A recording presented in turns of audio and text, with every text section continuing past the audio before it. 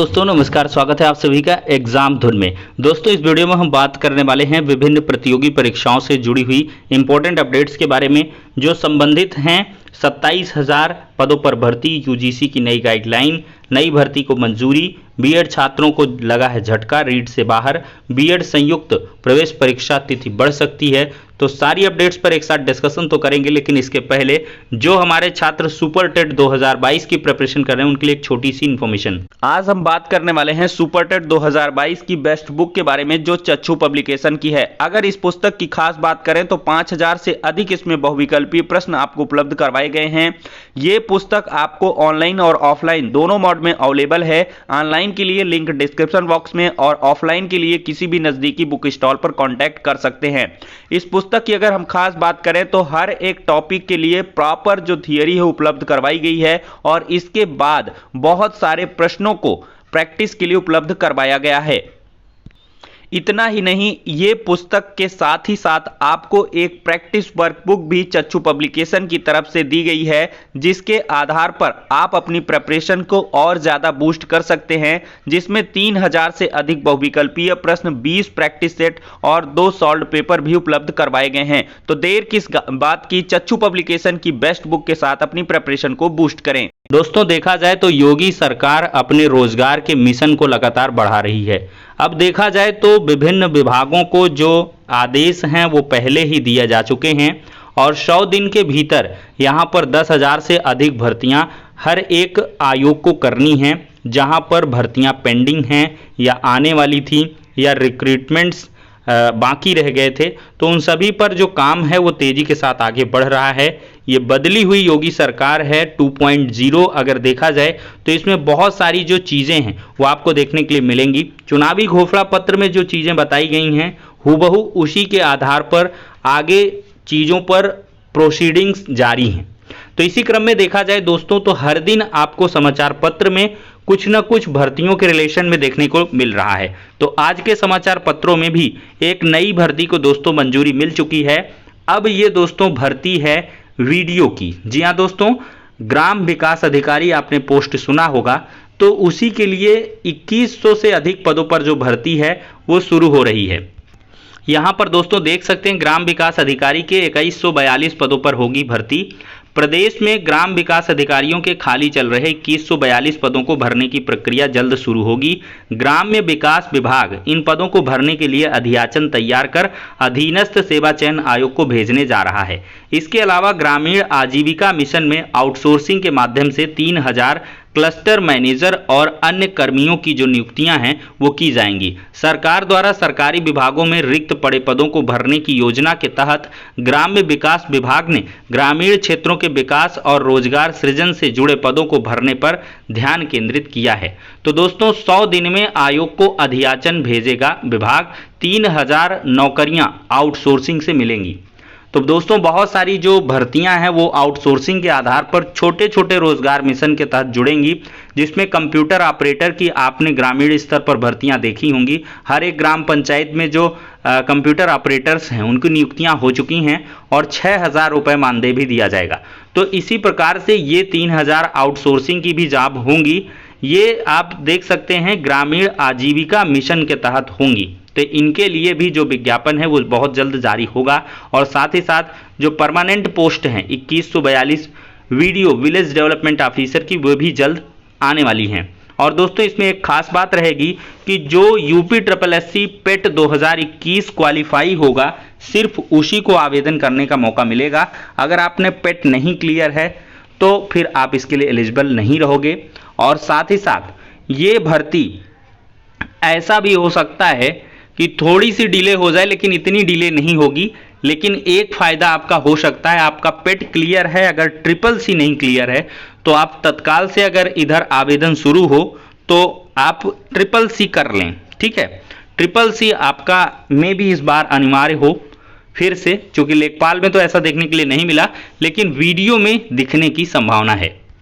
अब दोस्तों 27,000 पदों पर हम भर्ती की बात करेंगे। कांस्टेबल के 26,210 पदों के लिए भर्ती जून में होगी। इसका जो शेड्यूल है एक तरीके से जारी हो चुका है। सिविल पुलिस में 26,210 सिपाही और 172 फायरमैन की भर्ती के लिए जून में विज्ञापन आएगा। भर्ती के लिए कंपनी के चयन की प्रक्रिया चल रही है। जल्द ही कंपनी का नाम तय होने के बाद जून में भर्ती का शेड्यूल जारी कर दिया जाएगा। और यहाँ पर देखा जाए तो उत्तर प्रदेश पुलिस भर्ती और प्रोन्नति बोर्ड इस भर्ती के लिए अक्टूबर में लिखित परीक्षा और दिसंबर में दौड़ करवाने की तैयारी कर रहा है। सीएम योगी आदित्यनाथ द्वारा 100 दिन में पुलिस महकमे में 10,000 भर्तियां करने के लक्ष्य के लिए यूपी पुलिस ने कमर कस ली है। और साथ ही साथ आपको एक बड़ी अपडेट दे दें, अप्रैल के आखिरी सप्ताह में दौड़ की तैयारी है। ये एसआई प्लाटून कमांडर और एफएसएसओ के 9,534 पदों में।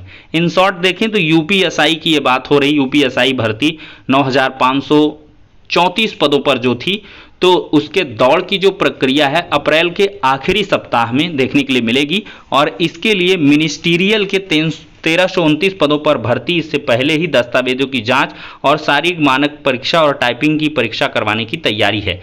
2430 पदों के लिए आए 4.5 लाख आवेदन। दोस्तों रेडियो विभाग में विभिन्न पदों पर आई 2430 भर्तियों के लिए 4.5 लाख अभ्यर्थियों ने आवेदन किया है। बेरोजगारी का आलम देख सकते हैं। जून के आखिर या जुलाई के पहले सप्ताह से भर्ती की प्रक्रिया शुरू हो जाएगी। दोस्तों बीएड छात्रों को लगातार जो झटके हैं वो लग रहे हैं और इन्हीं झटकों के क्रम में देखा जाए तो रीट से बीएड छात्रों को लेवल 1 से बाहर कर दिया गया है। लेवल 1 का जो विवाद है सुप्रीम कोर्ट में चल रहा है और इसके पहले रीट की जो परीक्षाएं हुई थी उसमें भी बीएड को बाहर किया गया था। अब जो फिर से फ्रेश नोटिफिकेशन आया है रीट 2022 के नाम से, और देखिए अब रीट के बाद एक आपको सुपर टेट टाइप का एग्जाम भी देना पड़ेगा। तो लेवल 1 से जो बीएड छात्र हैं वो बाहर हो चुके हैं, सिर्फ लेवल 2 में ही उनको मौका मिलेगा, जबकि डीएलएड छात्रों को दोनों प्रारूपों में यहाँ मौका मिल रहा है। तो कुल मिलाकर बीएड छात्र यहाँ से लेवल 1 से बाहर हो चुके हैं। अब दोस्तों हम बात करने वाले हैं यूजीसी की नई गाइडलाइन जारी हो चुकी हैं। अब 2 डिग्री आप एक साथ कर सकते हैं। आज के समाचार पत्र में भी देख सकते हैं फिजिकल मोड में 2 कोर्स करने के लिए समय एक नहीं होना चाहिए। एक फिजिकल और एक ऑनलाइन कोर्स का भी विकल्प उपलब्ध रहेगा। बहुत सारे जो छात्र हैं उनको बहुत ही बड़ी राहत मिली है यूजीसी की तरफ से। देखा जाए तो उच्च शिक्षा को लेकर एक बड़ा फैसला किया गया है। छात्र एक साथ 2 डिग्री ले सकते हैं। ठीक है, शैक्षिक लचीलापन, diploma, under graduate, post graduate सभी पाठ्यक्रमों में ये चीज़ें उपलब्ध रहने वाली हैं। तो दोस्तों नई शिक्षा नीति के तहत मल्टी एंट्री, मल्टी एग्जिट, एक कोर्स से दूसरे में जाने या छोड़ने का विकल्प इस नई गाइडलाइन में भी होगा। तो ये बहुत अच्छे चेंजेस हैं जो आगामी समय में बहुत ही ज़्यादा जो छात्रों को लाभान्वित करने वाले हैं। अब दोस्तों आप सोच रहे होंगे कि सर ने नई प्राथमिक शिक्षक भर्ती के बारे में बात नहीं की। तो दोस्तों शिक्षा और सुधार से संबंधित बेसिक विभाग की जो कई बैठकें हैं वो मई माह में होंगी, तभी निष्कर्ष निकल पाएगा कि भर्ती कब आएगी। ठीक है, सबसे बड़ा सवाल ये है कि जो अंतर जनपदी तबादले हैं उनको जो सरकार है वो प्राथमिकता दे रही है।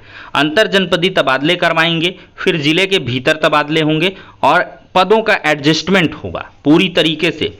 फिर इसके बाद रिक्त पदों का अधियाचन मांगा जाएगा। मेरे हिसाब से जो मेरा दिमाग काम कर रहा है कि कितने टीचर्स की एक्चुअल में रिक्वायरमेंट है छात्र शिक्षक अनुपात के तहत, फिर उतने ही पदों पर आपको भर्ती का विज्ञापन देखने के लिए मिलेगा। और दोस्तों इसमें थोड़ा सा भी देर लगने वाला है। ये तय मान के चलिए कि मई जून के पहले अभी कुछ नहीं होगा, जुलाई अगस्त तक ही आप उम्मीद कर सकते हैं। तो ऐसे में दोस्तों आप जो अलग से प्रतियोगी परीक्षाएं उनकी तैयारी करते रहें, या सुपर टेट जो भी आएगा बहुत कम पदों पर होगा, 50 से नीचे और 17 से ऊपर, 17 से 50 हज़ार के बीच में, और शायद ही ये आखिरी मौका हो, फिर इसके बाद भर्तियों का अकाल हो जाएगा, क्योंकि फिर भर्तियां आने से रहीं, क्योंकि छात्र शिक्षक अनुपात एकदम से मेंटेन्ड हो जाएगा।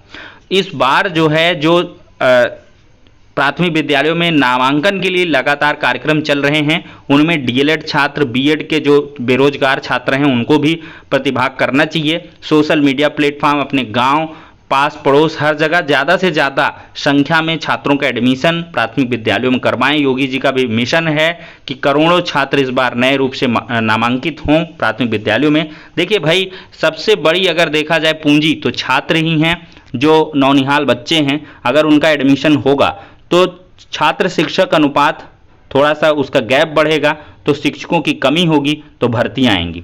अगर छात्रों का जो मतलब संख्या बल है वो नौनिहालों का गिरेगा तो अवश्य ही भर्तियां फिर बिल्कुल नहीं आएंगी। अब दोस्तों हम लास्ट में बात करते हैं एक छोटी सी अपडेट, बीएड संयुक्त प्रवेश परीक्षा की जो तिथि है वो बढ़ाई जा सकती है। देखिए इसमें बहुत सारे चेंजेस हैं। बीएड संयुक्त प्रवेश परीक्षा हर जनपद में कराने की तैयारी भी है। यहाँ पर दोस्तों शासन में रखा परीक्षा कार्यक्रम बदलाव की अनुमति भी मांगी। बीएड संयुक्त प्रवेश परीक्षा की आवेदन प्रक्रिया बढ़ सकती है आगे।